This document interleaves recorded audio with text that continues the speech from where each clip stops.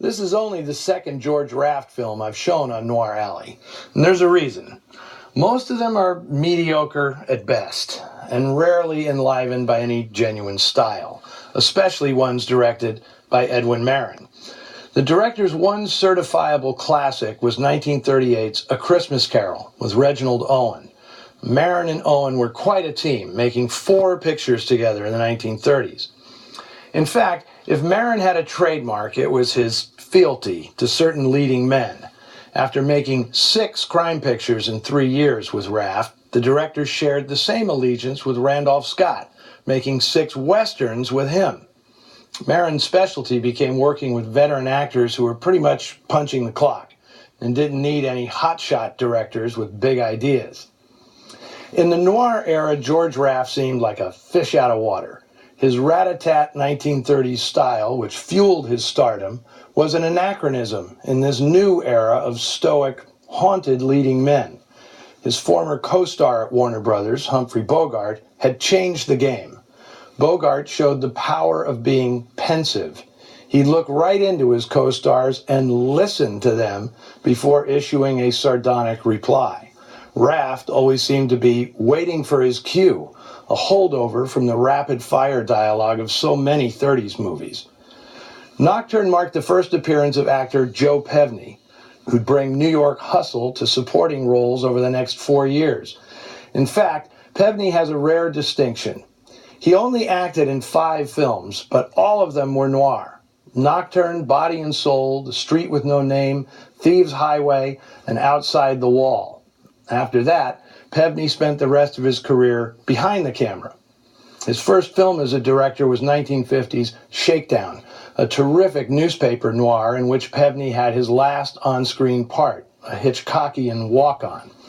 He quickly became perhaps the most reliable contract director at Universal. In the 1950s, churned out 27 pictures during that decade, including such noir-tinged numbers as Iron Man, Playgirl, 6 Bridges to Cross, Female on the Beach, and The Midnight Story.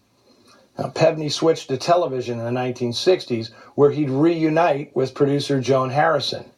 In 1955, she had become the executive producer of Alfred Hitchcock Presents. The director, now a brand unto himself, only agreed to put his name on a weekly TV series if Harrison was in charge. And she continued to produce the show with colleague Norman Lloyd after it expanded into the Alfred Hitchcock Hour in 1962. And that's when Pevney came aboard, directing 5 episodes. Now, Joe Pevney made hundreds of TV shows, including 14 episodes of Star Trek. The role of Frances Ransom was a good one for Lynn Barry, who rarely got parts that required more than being beautiful. Her acting career was hampered somewhat by her being one of the most popular pinup girls of World War II, showing off the $1 million figure that also got her stuck with another ridiculous nickname, the Woo-Woo Girl.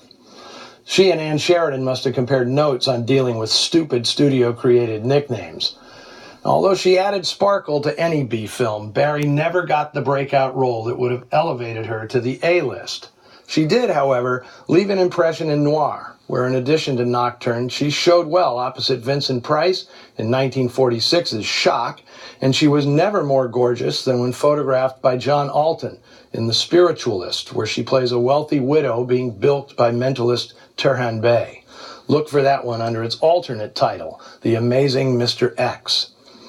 As for newcomer Virginia Houston, she'd co-star the following year in RKO's Greatest Noir, Out of the Past, playing the good woman who can't save Robert Mitchum from the luscious clutches of femme fatale Jane Greer.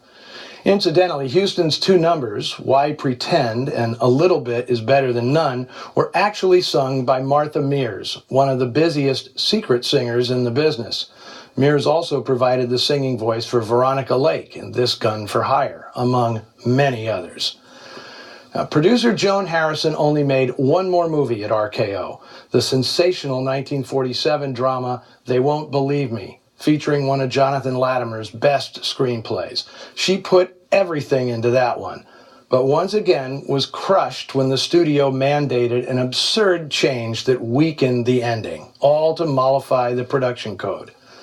Harrison only made 4 more feature films, including 1947's hard-boiled Ride the Pink Horse, before she turned to television.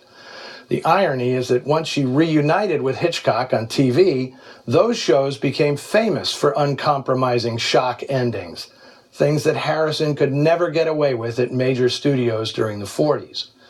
In 1958, solidifying her love of darkness and intrigue, Harrison married renowned British spy and mystery novelist Eric Ambler.